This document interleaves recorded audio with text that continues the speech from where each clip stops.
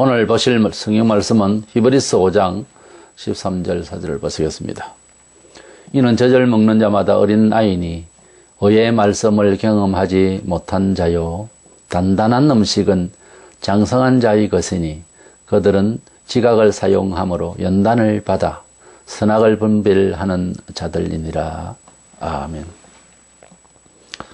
아는 만큼 보인다는 말이 있습니다.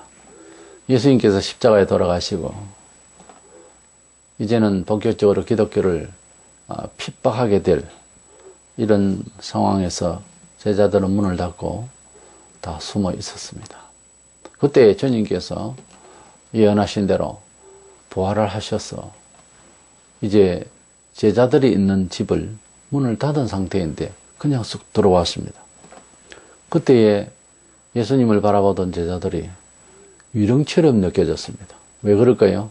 일상에서 우리가 벽으로 우리 몸이 그냥 공간에 제한 없이 들락날락 할 수 있는 몸이 있을 수가 없고 혹 그런 이야기가 있다면 그제나 지금이나 유령이나 그렇지 사람이 그럴 수가 없는 이런 과학적인 생각이 일상에서 가지고 있는 인지 능력이에요. 그런데 예수님께서 부활하시고 바로 나타나니까 유령처럼 보이는 것은 당연하지요. 이것은 일상의 이러한 상황에 비슷한 그런 경험이 우리 사람에게는 없기 때문에 이렇게 오해가 되는 것입니다. 보고도 오해가 되는 것입니다. 그러니까 아는 만큼 보인다는 말이 맞죠. 그렇게 인식하지 않는 것이 보이면 보아도 그 실체에 대해서 인정이 안 되는 겁니다. 이것이 사람의 지식의 한계죠. 본문에 신앙에도 젖을 먹는 수준의 또는 단단한 음식을 먹는 어른의 이런 신앙적인 차이가 있다고 했습니다. 왜 차이가 날까요? 이것은 아이와 어른의 차이는 성장의 과정과 그리고 어떤 경험적 차이였습니다. 아이가 자라면 성장통을 겪고 어떤 과정 속에서 경험이 말해줍니다. 이래서 체험만큼 분별한다. 이런 주제의 말씀을 나누고자 합니다. 먼저 우리가 듣는 이 복음, 하나님의 말씀은 어떤 종교적인 지식이나 관념적인 철학이 아니라 매우 영적이면서도 경험을 요하는 말씀이다 하는 점을 생각을 하면서 매주 교회를 나오고 우리 하나님의 말씀을 대해야 됩니다. 본문에 믿음은 젖 먹는 믿음과 밥 먹는 믿음이 이렇게 대조적으로 나오는데 어떻게 하면 단단한 음식을 먹는 장성한 사람처럼 생활이 좋아지겠느냐는 거예요. 이것은 신앙의 경험이 필요합니다. 우리 사회생활을 하는데 인계적으로나 삶을 살아가는 힘이랄까요.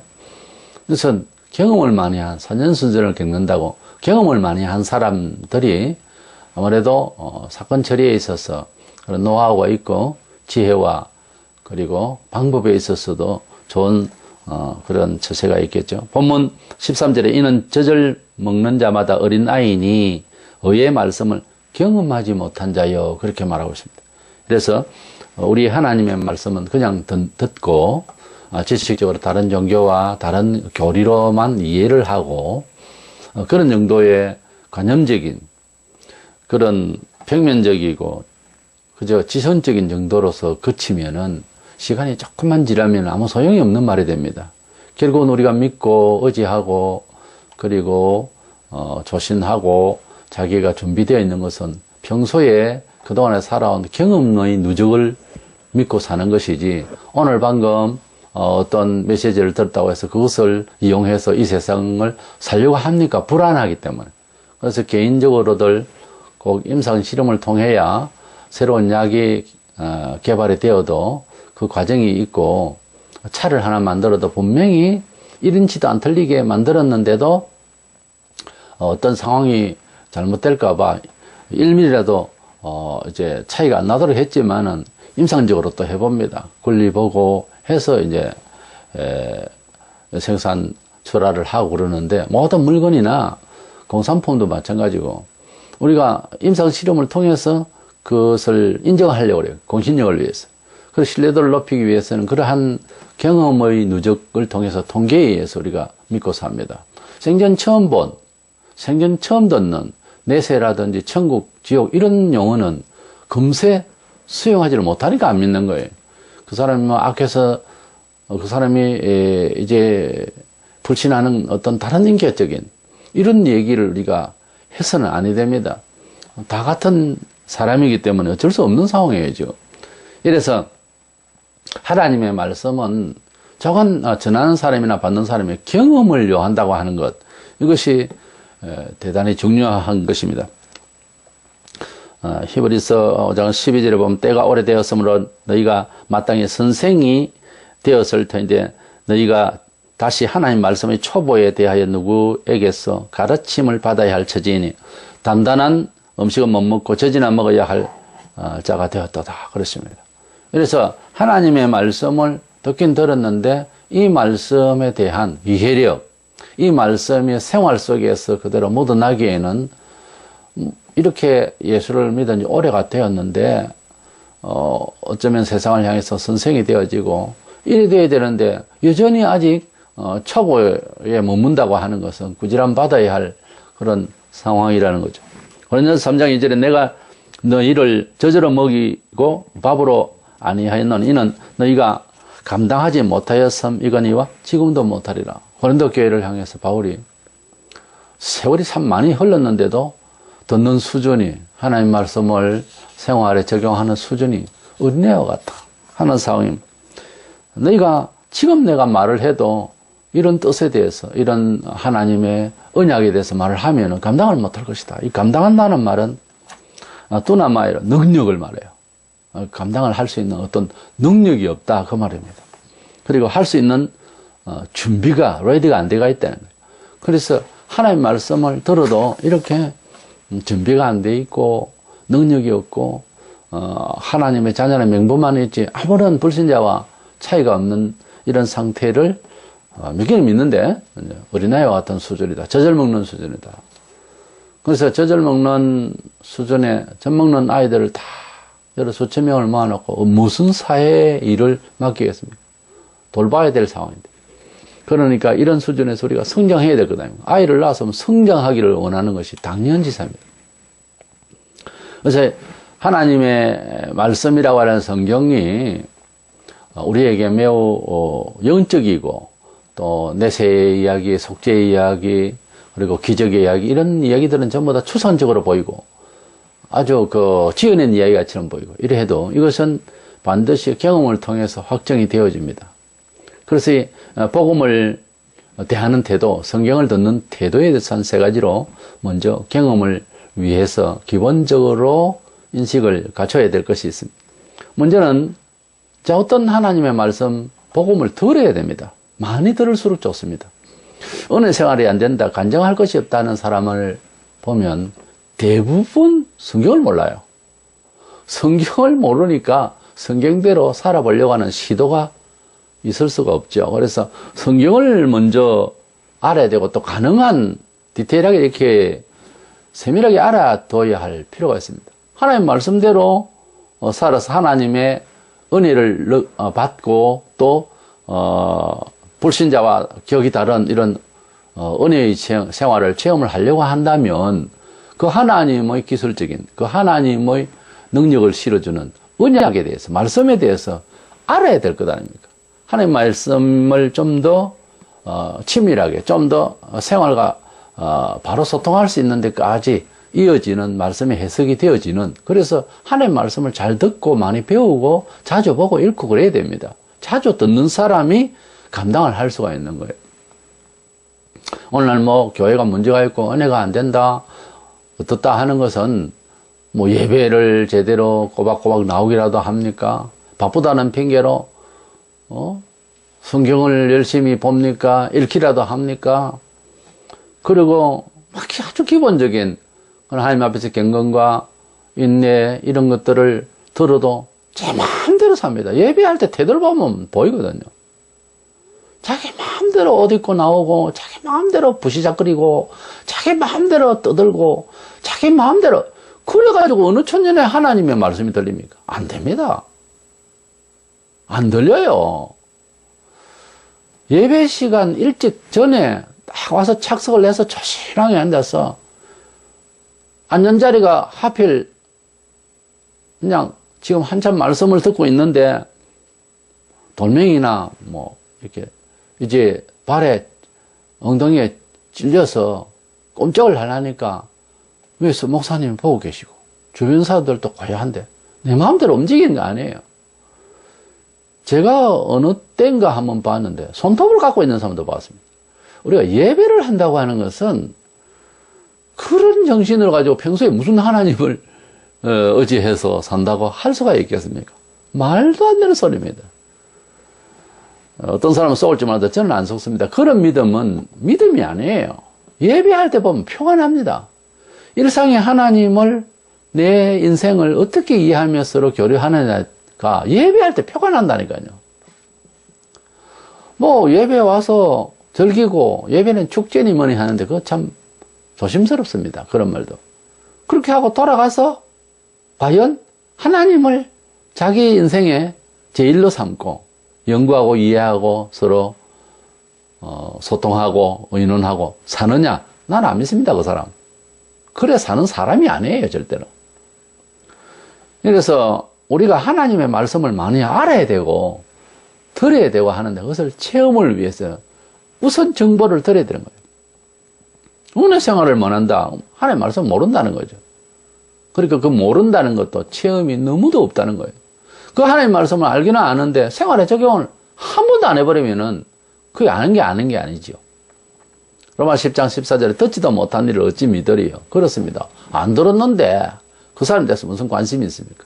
그래서 예수님께서 어떠한 분이시고 또 무슨 일을 우리에게 맡기시고 또 예수님은 부활 성천하신 후에 우리와 어떤 관계를 유지하고 계시는지 뭘 들어야 기대를 해보든지 그렇게 궁금해라도 하든지 할 수 있지 않겠어요? 데살로니가 후서 2장 14절에 이를 위하여 우리를 구원하기 위해서 우리의 복음으로 너희를 부르사. 복음으로 우리를 부르사. 성경에 보면 신약에 특별히 부르심의 은혜는 대단한 겁니다. 하나님께서 구원을 하실 때 불러주셔야 되는 거예요. 그 불러주시는 목소리가 전도자를 통한 복음이다 그 말이에요. 전도하는 사람이 하나님의 말씀에 복음을 이야기하지 않고 우리 교회 오세요. 우리 교회가 어떻고 교회를 선전 백날 해도 안 됩니다.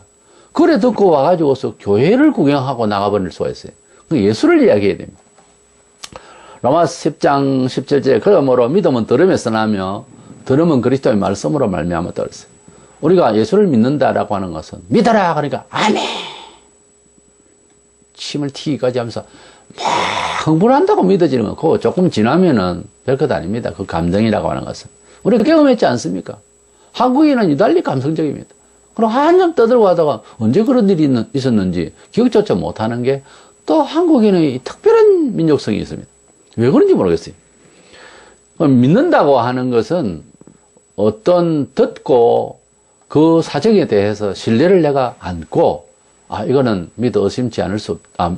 믿어서 의심할 일이 없다 하는 단계까지 가는 것이 그것이 신뢰죠. 반신반의하고 있으면서 말로만 믿습니다 하는 것은 상대방 보고 거짓말하는 거잖아요. 안 믿어지면 나 당신이 안 믿어진다 이렇게 해야지. 근데 예수님을 믿습니다 하면서 그리고 예배당 싹 빠져나가면서 안 믿습니다 긴가민가 합니다 그리고 삶의 현장에 가서 전혀 생각이 안 납니다. 당신이 누군지 모르겠습니다. 이런 상황의 교인이 얼마나 많은지 모릅니다. 이러니 하나님 말씀을 귀전에 듣고 보기는 보았는데 전혀 내리에 들어가지 않고 가슴에 들어오지 않는 겁니다. 전부 거부하는 거죠. 하나님 말씀에 이래라 저래라 이러면 좋겠다 저러면 여러 가지의 제시의 말씀이 있는데 내 생활에 부담스러우면 자기도 모르는 새에 벗어나 버립니다. 자기도 모르는 새에 안 좋아해요. 그런데 내 스타일에 세상을 살아왔는데 내 경험이 축적된 내 삶의 스타일에 맞는 것은 유달리 아주 빨리 쇼킹하게 들어오고 많이 땡기죠. 이게 문제입니다. 원래 진리는 어느 사람에게든지 잘 안 땡기는 말이에요. 거기에 기회를 가져야 됩니다. 바로 그 말씀이 내 속에 들어와야 되는 거예요. 바로 그 말씀이 흥분이 돼야 되는데 전혀 안 되고 오히려 거부하고 있는 거. 이건 누구에게나 나타나는 현상이에요. 그래서 하나님 말씀은 우리에게 그냥 들어가는 것이 아니라 영적으로, 인격적으로 경험이 되어져야 돼요. 하나님의 말씀을 그런 식으로 들으려고 해야 되고 보려고 해야 됩니다. 두 번째로는 듣긴 들어도 성경 말씀을 들을 때에 이론적인 어떤 종교적 가치나 문화 그리고 어떤 교리로 이렇게 들으면 결국은 상식이 되고 지식밖에 안 돼요.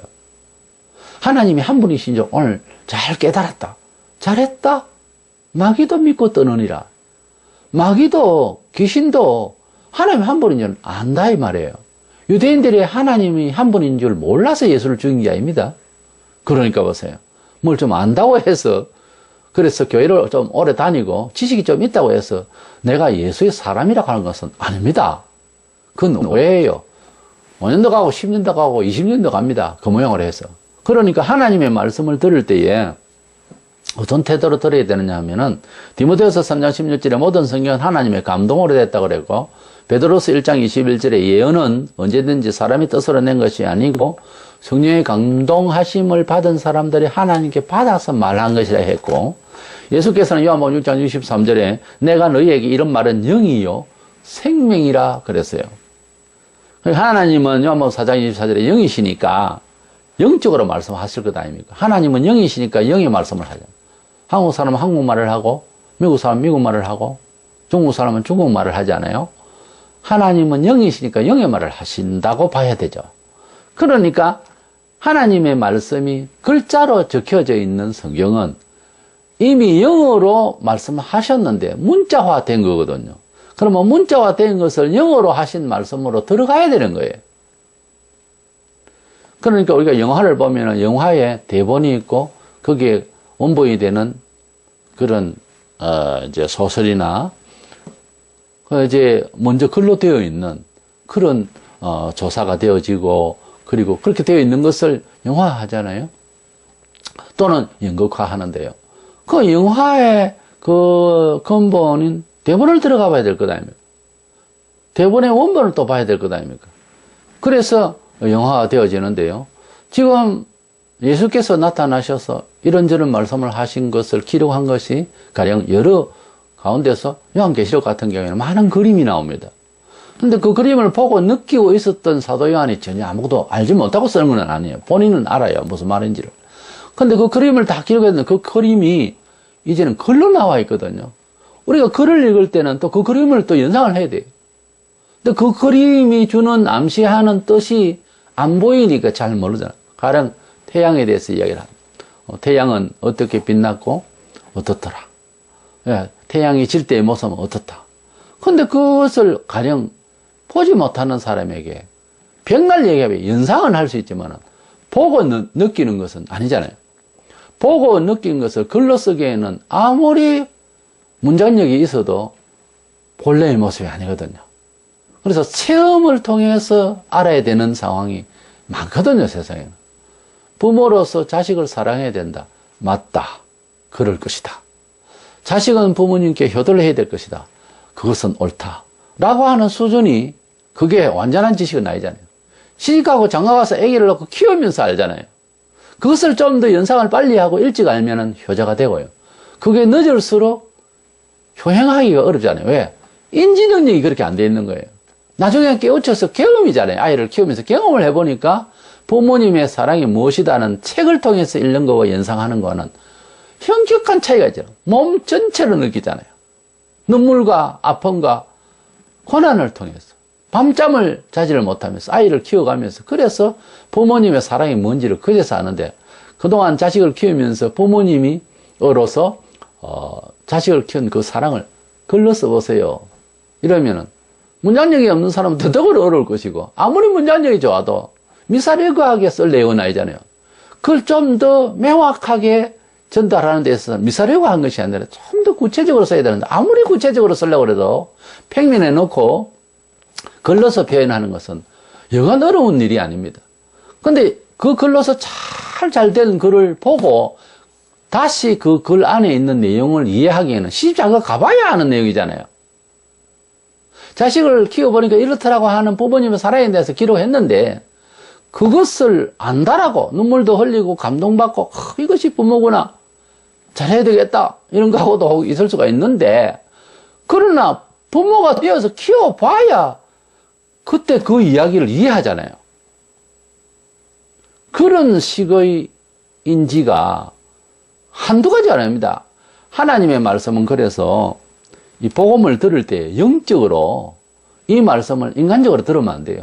생명 있는 영으로 이 하나님의 말씀을 우리 속에 인격적으로 꿈틀거리는 삶으로 이렇게 영적으로 생명 있는 삶으로 들어야 됩니다. 그래 하려면은 이 말을 하나님의 말씀을 읽거나 들을 때에 귀를 쫑긋하게 세워서 자세를 어떻게 처음부터 잘해야 됩니다. 딱 바로 앉아서 정말 마음에 간절한 마음으로 읽을 때마다 들을 때마다 그래서 예배를 드릴 때 내가 왜 제일 말을 많이 하냐면 예배 중에 찬송을 들을 때도 마찬가지입니다만 그러나 보통 뭐 하나님 앞에 같은 마음으로 찬송하는 거니까 얼굴을 들어서 찬양대도 보고 그러는데 그것도 좀 문제는 좀 있어요. 하나님 앞에 찬송하는 게 뭐 내 귀를 즐겁게 하는 내 눈을 즐겁게 하기 위한 것도 아니고 그러나 하여튼 그거 말고 예배 중에 이제 설교가 뭐 거의 80, 90% 차지하는데 요즘은 또 좀 약화됐습니다만 사실은 예배라는 게 사실 설교예요. 영적 제사를 드릴 때 그거 뭐 다른 거 필요 있습니까? 제물을 지금 드리는 게 심각하건데 하나님의 말씀을 들을 때에 듣는 태도가 다리를 쭉 뻗어서 앉아서 졸면 자고 그런 식으로 하나님 말씀을 듣고 예배를 마쳤다. 이건 아니에요. 그냥 집에 계세요. 백날 들어봐야 소용없습니다. 안 들립니다, 소리. 근데 하나님 말씀 같이 들은데도 어떤 사람은 은혜를 받아 눈물을 흘리고 큰 은혜를 받습니다. 어떤 사람은 뭐 저번 주에 듣던 말 비슷하네. 그리고 그냥 갈 수가 있죠. 근데 하나님 말씀을 들을 때 들어야 되는 거예요. 하나님 말씀을 듣기 위해서 몸 단장도 정결하게 하나님 말씀을 듣기 위해서 모든 생각들 전부 올 수도 없이 그래서 주일날 장사 안 하고 온전히 하나님 말씀을 기대하는 거예요. 그랬을 때 한 번을 와도 큰 은혜를 감동을 영적으로 채워지는 겁니다. 그래가지고 자기도 모르는 새에 성경대로 살아가는 사람으로 처세로 자꾸 바뀌는 거예요. 그것이 상식이 되어버리고 특별한 상식적인 노하우가 됩니다. 그렇게 돼야 되는데 이 하나님 말씀을 듣기를 그런 가볍게 듣고 인간적으로 이렇게 듣고 오늘 목사님 오늘 넥타이가 어떠니? 오늘 태도가 괜찮다. 오늘 뭐 얘기가 재밌다. 이래가지고는 이거는 상당히 위험한 이야기입니다. 그래가지고는요 천국 간다는 건 거짓말이에요. 그렇게 믿는 것이 아닙니다.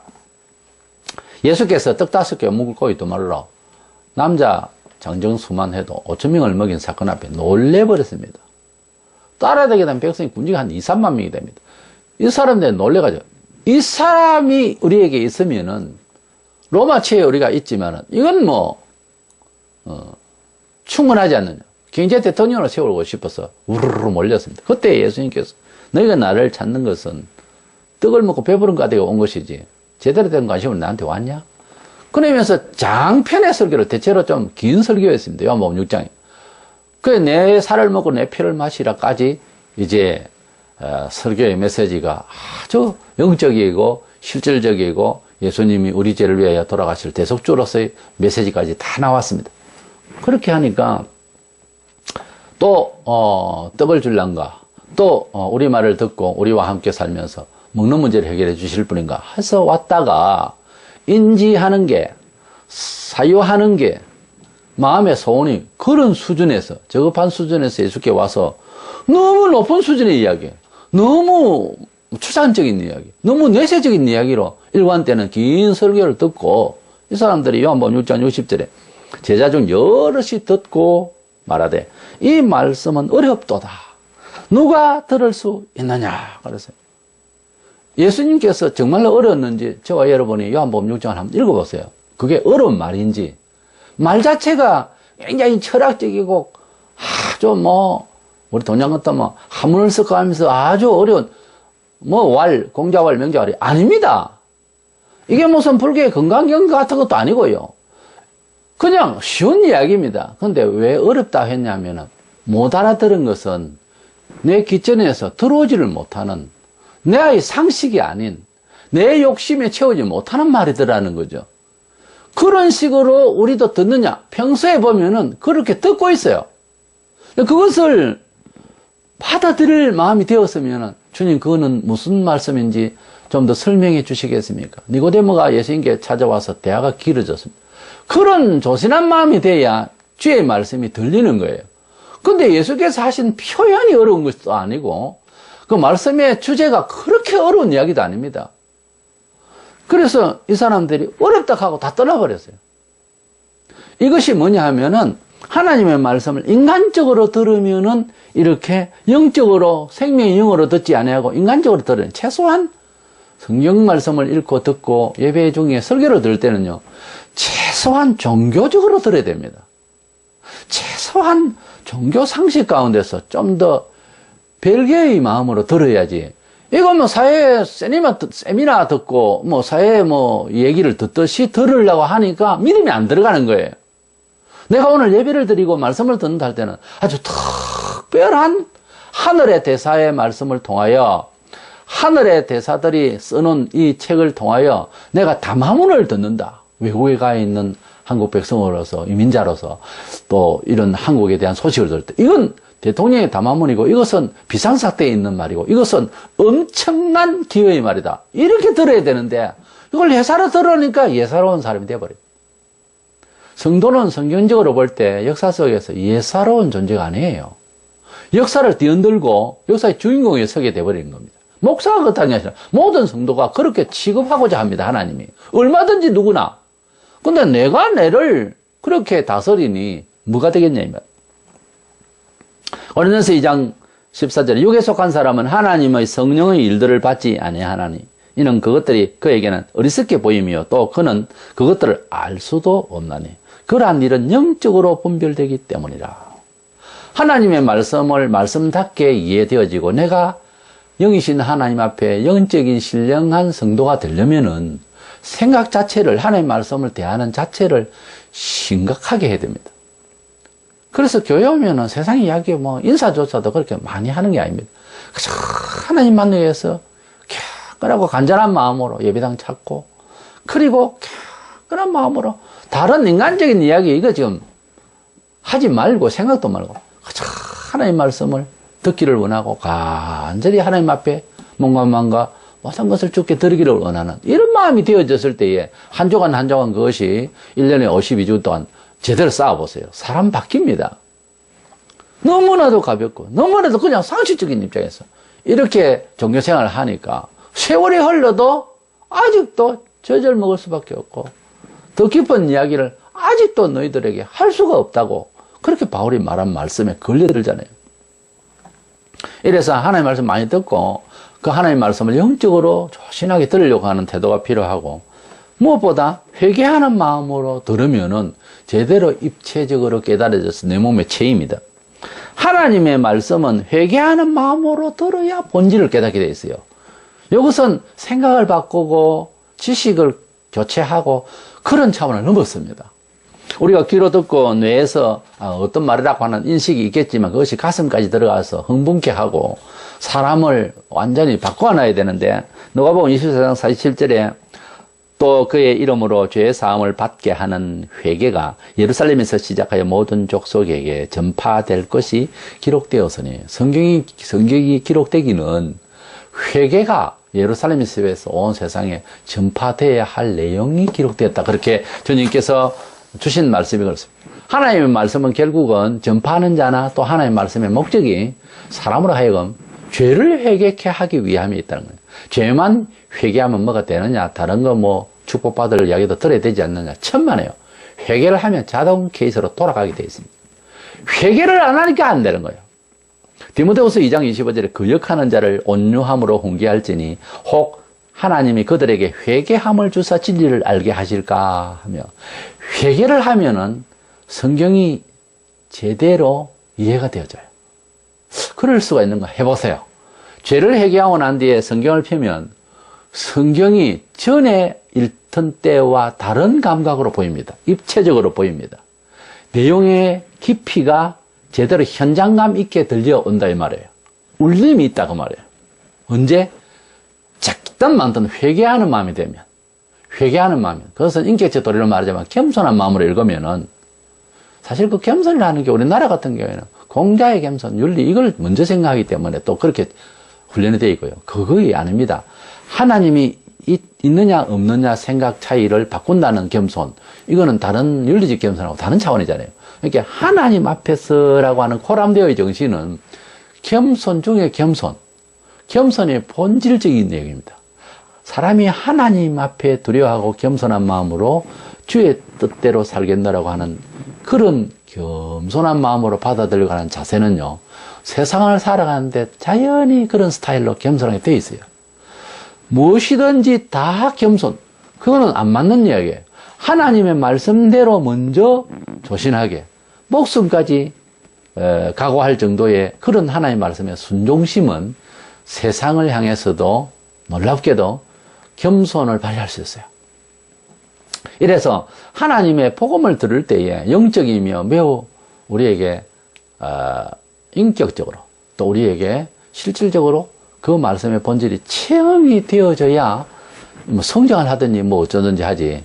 하나님의 말씀을 읽었기 때문에 그냥 뭐 가을 되면 추수가 그냥 되는 것처럼 오해를 하듯이 농부가요, 씨를 심고 그냥 돌아서서 자랄 때까지 그냥 내버려 두는 그런 곡식은 하나도 없습니다. 항상 손을 봐야 됩니다. 매일 봐야 됩니다. 늘 관심입니다, 농부는. 그래서 가을에 열매를 맺으면 뭐 하나님 없으니까 그들 불신자들로서는 그래도 하늘에 감사하고, 그래 천재라도 있잖아요. 근데 하나님 하늘에 감사하고 비를 주셨어요. 태양이 있었으니까. 근데 무엇보다 그 농부의 가슴속에 열심히 땀 흘려 일하고 김을 메고 했던 보람을 느끼는 거죠. 근데 열심히 했는데 열매를 맺지 못하면 나무는 인격이 아니지만 나무가 밉습니다. 그래서 낫을 치고 뿌리째 뽑아버리죠. 그래라도 분풀이를 하는 거예요. 근데 열매를 맺으면 얼마나 감사한지 모릅니다. 그 노력의 결실을 더 많이 내가 노력한 것보다 더 많이 내어준 것 같은 느낌에서 감격하죠. 이것이 농부의 마음. 신앙도 마찬가지입니다. 아무 짓도 안 했는데 복만 바라거나 계속 앉아서 복 언제 주나. 전에서 농사를 저도 지어봤지만은 게으른 집안의 밭에는, 논에는 열매가 알알이 맺힐 수가 없어요. 그것은 아무리 무식한 사람이라도 다 보고 깨우치는 거예요. 그 노력한 만큼 결실을 맺게 돼 있거든. 밭에 풀이 나고 논에 엉망으로 피가 나고 가라지가 나고 이래도 손 안 보고 하면 엉망이 됩니다. 열매 못 거둬요, 제대로. 이래서 우리가 하나님의 말씀을 들을 때에 그와 같이 영적으로 신령한 말씀을 받아들이는 자세가 중요하다. 그것을 고쳐야 되고, 두 번째로, 그러면 믿음을 성장시키려면은 어떻게 해야 되느냐? 고난을 격려해야 됩니다. 신앙심은 얼마나 간절히 믿음 생활을 잘해 나가느냐에 따라서 차이가 나버립니다. 같이 신앙 출발을 해도 가령 생활 중에 무슨 일이 생겼을 때에 교회 상식적으로 해결을 하려고 합니까? 세상의 법에 의존합니까? 여러 경우가 있겠는데, 가령 예를 들어서 이 험한 세상 살다 보면 뭐 고소를 해야 되는 상황까지 가는 일들이 비일비재하죠. 전에 없이 교회의 고소 사건이 너무 많아서 전담을 맡은 판사가 있다고 합니다. 여러 수백 건이 늘 재여 있다고 해요. 자, 이런 것을 우리가 성경적으로 오늘 반성을 해볼 때에 일마다 세속적으로 다 처리를 해버린다. 세상은 잡아가질 않죠. 법에 오히려 혜택을 받죠. 그런데 이렇게 해버리면은 하나님께서 주실 위로가 없어져요. 이것은 경험한 사람들의 이야기입니다. 고린도서 6장 2절에 성도가 세상을 판단할 것을 너희가 알지 못하느냐. 세상도 너희에게 판단을 받겠거든 지극히 작은 일 판단하기를 감당하지 못하겠느냐. 이런 말이 있어요. 우리가 세상 법도 로마 13장에 의해서 하나님은 세상의 골고루 법이라는 걸 운영하도록 정치인들이 불신자라 할지라도 다 두신 것입니다. 그 가운데서 악하고 악정을 하고 이러면은 민중들이 일어나서 또 이제 처단을 하든지 변화를 혁명을 가져오든지 하는 것도 하나님 뜻입니다. 그러나 대부분 국가의 어떤 법들은 지키라고 되어 있는 겁니다. 지켜야 됩니다. 그래서 적정선에서 세를 내고 하는 모든 것들은 다 법이 옳은 거예요. 그러면서도 뭐 세속의 사람들은 지키지도 안 하고 불법 행위를 자행을 하지만은 그래도 법은 법입니다. 그런데 성도들이 무슨 일이 생겼을 때 일일이 이것을 다 법에 고소를 해버리면은 그 자체는 세상에서는 뭘 다 해줄지 몰라도 하나님으로부터 관리받을 일이 없어져 버려요. 그러니까 치고받고 싸우고 민사재판에 수년을 끌고 결론을 내렸다. 내가 찾을 것 찾고 상대는 그냥 완전히 패배시켰다. 그래, 만족하고 감사하고 하나님 이번에 법정에서 잘 싸워서 내 것을 찾고 이겼음을 감사합니다. 나는 혐의가 없었습니다. 할렐루야. 그렇게 감사하실 분도 있겠지만 왠지 사람은 이길 수 있는 상황에서 이기고 나면 허전합니다. 허전하게 되어 있어요. 그러면 욕심껏 다 해드릴 수 있다면 세상 천지 모든 것을 당신의 것으로 다 내가 드려볼 테니까 허전하지 않겠습니까? 그때도 허전합니다. 그게 사람이에요. 손해를 받으면 그 대신 엄청난 추락을 맛보고 고독스럽고 그리고 좌절이 됩니다. 그러나 하나님의 뜻대로의 삶이라고 하는 전제하에서 시동된 이런 일들은요, 묘하게 위로부터 주시는 힘이 임재합니다. 실제화됩니다, 그게. 실제화. 그때, 하나님이 도와주시거나 하는 것을 알아요. 우리가 평소에 하나님이 성도들을 도와주시네, 어쩌나 하면은, 아멘, 그러지만, 도와주심을, 체험을, 간증을 해보세요. 어떤 때 도와주시지요? 도와주신 적이 있느냐고요. 도와주신 팩트를 이야기해보라고요, 내 말은. 그게 없으면은, 도와주심네 어쩌네 하는 말이 진정한 고백이 아니더라는 겁니다. 그래서 믿음을 제대로 믿음답게 실천적으로 생명 있게 이야기를 하려면은 우리가 하나님의 말씀을 고난을 받아야 되는 겁니다. 진리로 인한 환난을 받을 때 첫 번째 우리가 신앙은 역시 그래서 성장해지더라 하는 겁니다. 영생구원은 하나님이 자녀를 출생했다는 뜻이고요. 믿음으로 살아간다는 말은 아이가 자라서 활동을 한다는 뜻이에요. 본문에 14절에 단단한 음식은 장성한 자의 것이니 그들은 지각을 사용함으로 연단을 받아 선악을 분별하는 자들이니라 그랬어요. 이거는 장성을 하면은 분별력이 있다. 교회 중심으로, 하나님 중심으로, 성경 중심으로 처신을, 선택을, 결정을 본다고 말해요. 그것이 안 되는 것은 아직 안 자랐다는 거 보니 이제 상황이 어렵다는 말을 하면 안 됩니다. 그보다 더 어려운 상황에도 하나님 뜻대로 사는 사람이 수두룩하거든요. 그러니까 그런 변명을 할 것이 아니고 그것을 처신을 못하는 것은 믿음이 성장하지 못한 나는 어린애입니다. 그 말이에요. 어린애 책임이 그대에게 있지 하나님께 있는 게 아니에요. 다 어린애였어요.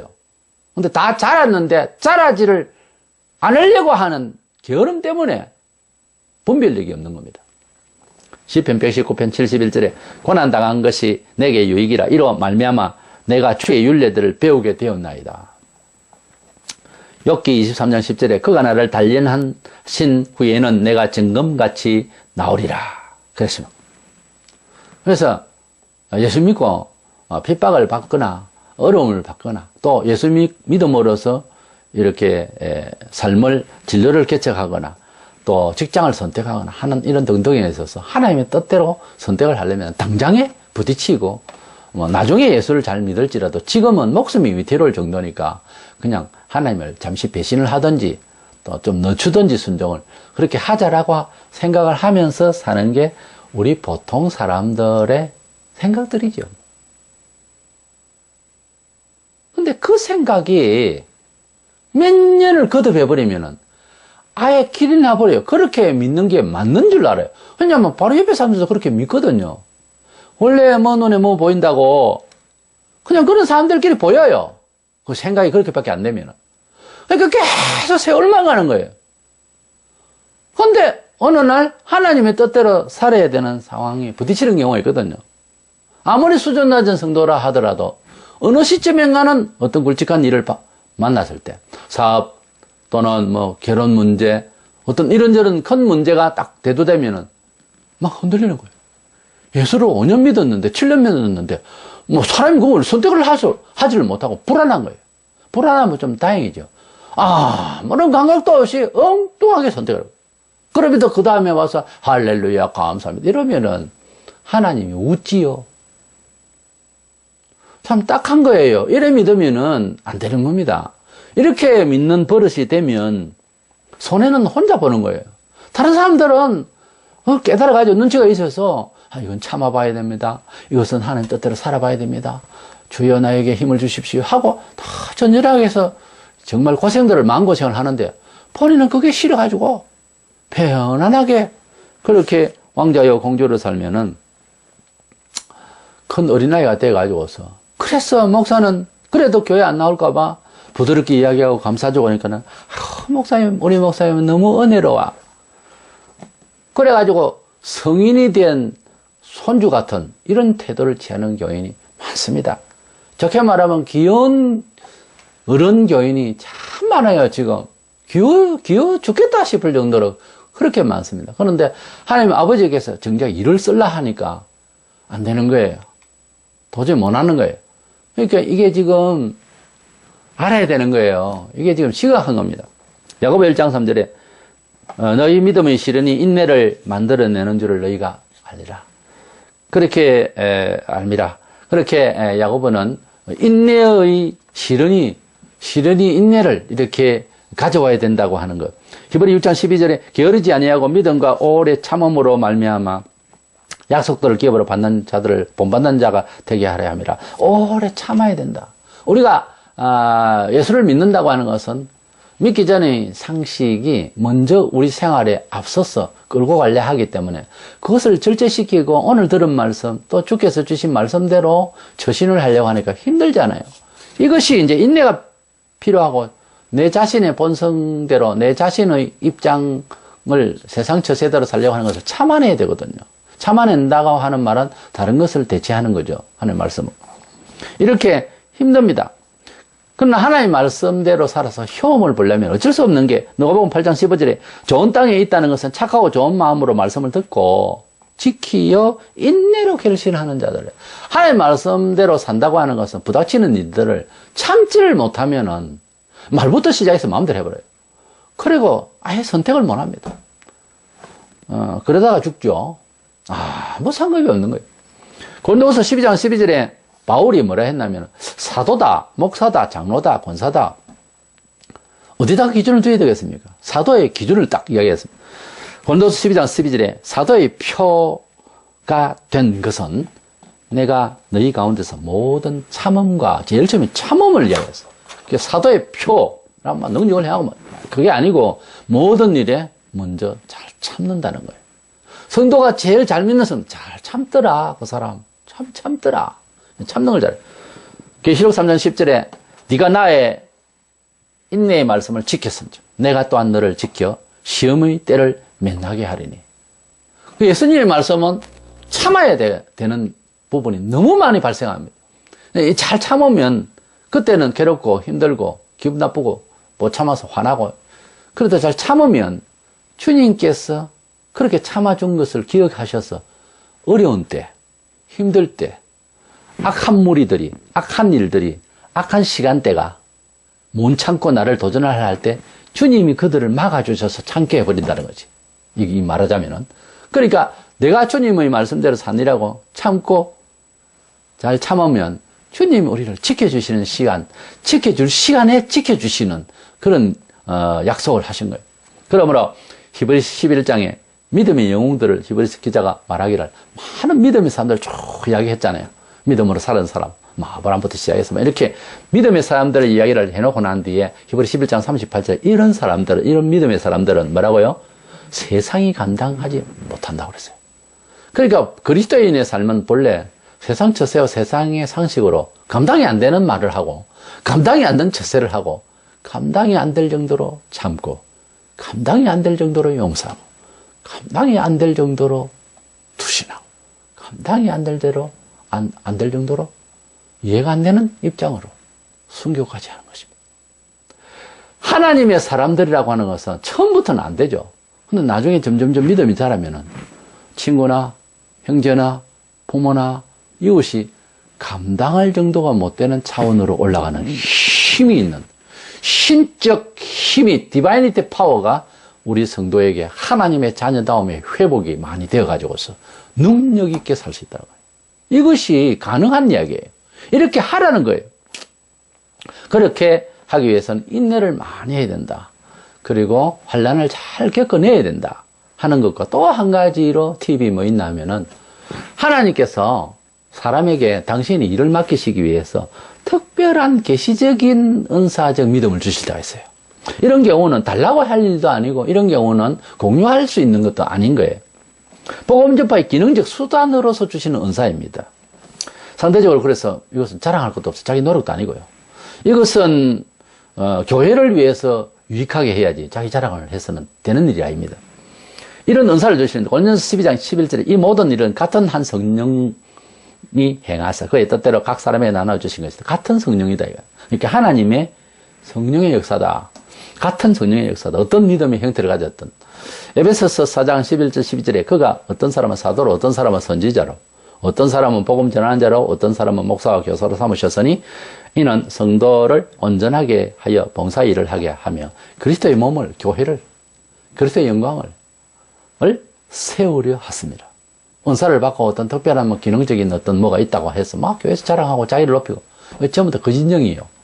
하나님께서 주시는 특별한 은사가 있어요. 그 은사를 가지고서 주를 위하여 교회를 위하여 그 지역과 그 역사 속에서 오직 주님께 영광을 돌리기 위한 기능적 수단으로서 생각지도 못한 큰 특별한 은혜를 주실 수가 있습니다.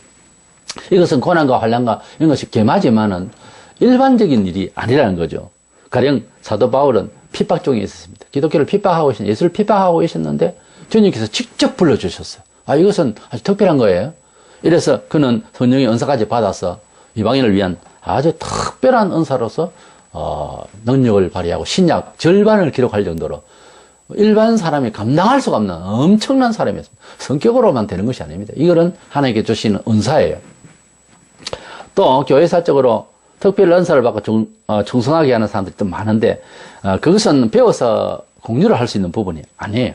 가령 역사 속에 뭐 우리 교회사적으로 어거스틴이라든지 루트, 칼빈, 웨슬레, 무디 이런 사람들은요 아무나 될 수 있는 그런 영역의 사람이 아니에요. 지식적인 수준도요 뭐 누가 신학 박사는 무슨 박사니 하지만 역사 속에 보면은 아예 어릴 때부터 10대 전후 때부터요 아주 히브리 헬라를 공부를 한다든가 아주 원문을 읽는다든가 아주 특별한 지식의 은사가 있어가지고 아주 감당하는데 지능이 굉장히 높은 사람이 있어요. 200 몇십, 30, 40세 때는 IQ가 있습니다. 이건 특별한 거거든요. 한국에는 조기철 목사님, 손양원 목사님 외에 또 많은 사람들이 있습니다. 이런 분들을 아무나 할 수가 없어요. 아무나 조기철, 아무나 손양원 목사가 될 수가 없는 거죠. 이래서 특별한 은사를 일반적인 교회 안에도 주시느냐? 주십니다. 유독 특별할 수가 있어요. 그런 경우에 주목이 신기하죠. 근데 하나님께서 주셔서 교회를 세우기 위해서 잘 이제 봉사자로 충성된 적인으로 결국 사명자로 이렇게 키우게 되는데요. 우리가 교회에서 처음에 교회를 나와도요. 유독히 불덩이처럼 타면서 주를 사모하는 사람은 반드시 그 사람은 거의가 사명자로 나가게 되어 있습니다. 그것은 노력의 결실을 통한 보통 공유할 수 있는 이런 교훈으로 감당해내는 것이 아니고요. 하나님께서 특별히 그런 계시적인 은혜를 복음을 위한 수단으로서의 기능을 특별한 은혜로 주시는 경우가 발생합니다. 그런 경우도 있다는 거죠. 제가 앞서 성장하기 위한 신앙을 위해서 고난을 받아야 된다. 이건 보편적인 거예요. 성경의 가르침이고요. 그런데 그렇지 않는 경우도 혹 있으니 그거를 바라고 기도하면 안 됩니다. 그것을 바라고 기도하다가는 이제 신비주의로 빠지고 교만해지죠. 가령 뭐 방언을 하겠다. 방언하기 위해서 기도를 한참 하다 보면 엉뚱한 소리를 들어가지고 자랑을 하고 난리를 칩니다. 말씀을 맺읍시다. 내게 주신 환경에서 주님의 뜻대로 살려고 시도를 하는데 매번 쓰러지고 매번 방법은 늘 해오던 세상 방법으로 처신하는 게 우리들의 일상입니다. 이래서는 안 된다 하면서도 늘 그 모양이에요. 그렇다면 방법이 없을까? 방법은 없습니다. 없고 인내해야 됩니다. 특별한 방법이 없어요. 하나님 뜻대로 하나님 말씀을 체득하는 환난, 고난, 고독 힘듭니다. 방법은 없었습니다. 저 사람은 저절로 저렇게 은혜를 받았겠거니 큰일 날 소리. 말도 안 되는 소리입니다. 우리가 하나님의 은혜를 받고 체험된 간증을 듣거나 체험적 어떤 능력에 하나님 말씀의 기술을 부릴 때 하나님의 뜻대로의 삶을 통해서 효력을 발생해서 간증을 들을 때 그냥 된 것이라고 생각하면 안 됩니다. 운명적으로 나는 은혜가 없네. 그건 거짓말이에요. 변명하고 있어요. 자기도 모르는 새에 변명의 기질이 있거든요, 사람은. 변명하고 있는 것이지, 인내를 하지 않았다. 차라리 나는 왜 저렇게 되기까지 나는 왜 인내를 못하고 간절하지 못했을까? 이러면 얼마나 좋겠습니까? 하나님이, 어린애 같은 예보래. 키워야 되겠다. 은혜를 줘야 되겠구나. 이렇게 하늘에서 큰 비상사태가 열릴 거예요. 비상회의가 열렸어. 얘가 지금 생각을 오늘부터 달리하고 있다. 우리 얘를 좀 밀어주자. 아마 그럴지 모릅니다. 그런데 대부분 운명론적으로 저 사람은 은혜를 받아. 나는 은혜를 못 받았다. 그 말은 하나님을 불공평한 하나님으로 말한다는 거예요.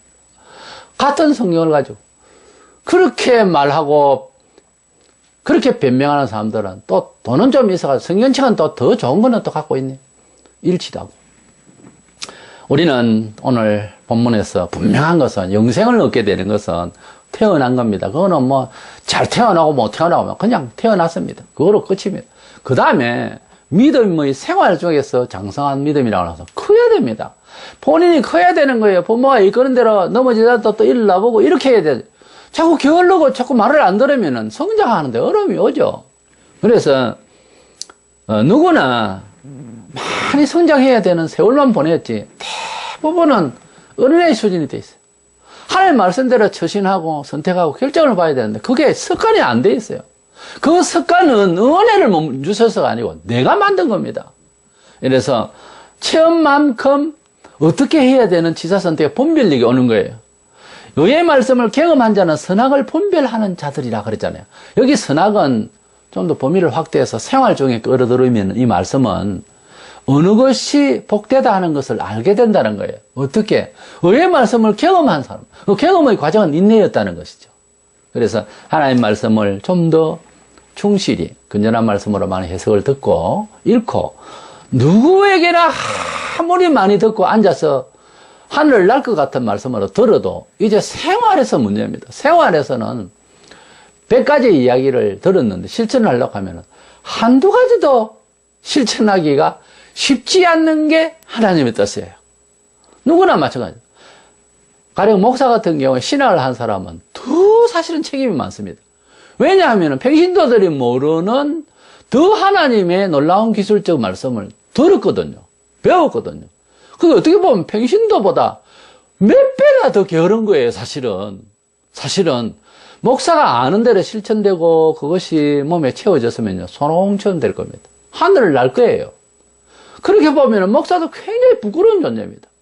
그렇게 많은 시간과 배려를 해서 배우게 하고 익히게 해놓았더니 평신도 수준밖에 안 된다면 이건 목사가 그러니까 누구나 할 것 없이 부끄러운 거예요. 그래서 우리가 체험만큼 사리, 사물, 사건을 선악간에 분별이 된다 하리 이 본문의 말씀이 성장해야 되는 거예요. 이것이 의의 말씀을 경험하고 연단을 받지 않으면 분별력이 선악간에 없어요.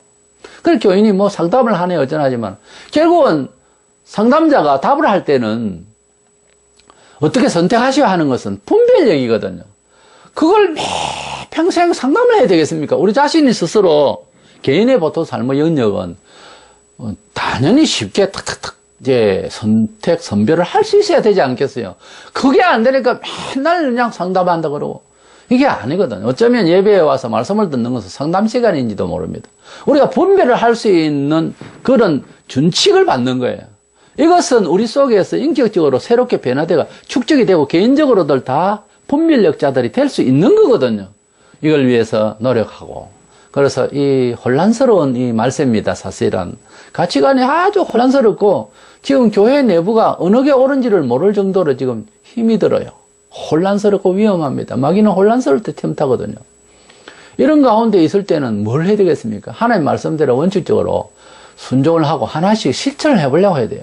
그리고 고난을 피하지 말고 겪어보고 수용하고 그리고 자기를 죽이는 그런 인내의 연단이 필요해요. 그래야 이 이단을 분별하고 문화적인 모든 양태에 대해서 선악간에 분별하고 직업을 분별해서 선택을 할 수 있는 이런 능력이 이런 지혜가 우리에게 생길 줄 믿습니다. 아무쪼록 하나님의 말씀을 연애 계속 듣고 읽으면서 해석되어지고 또 생활 실천에서 다 같이 인내할 수 있는, 그래서 잘 하나님 뜻대로 선택을 하려고 하는 욕심으로 충만한 이런 마음으로서 나아갈 때 어렵고 힘들지만 곧바로 분별력을 주신다 하니 그 놀라운 분별력 받으면요 무조건 승리입니다. 결과가 무조건 승리로 가게 되었어요. 그 하나님의 선악의 분별력을 받는 저와 여러분 되시기를 축원합니다.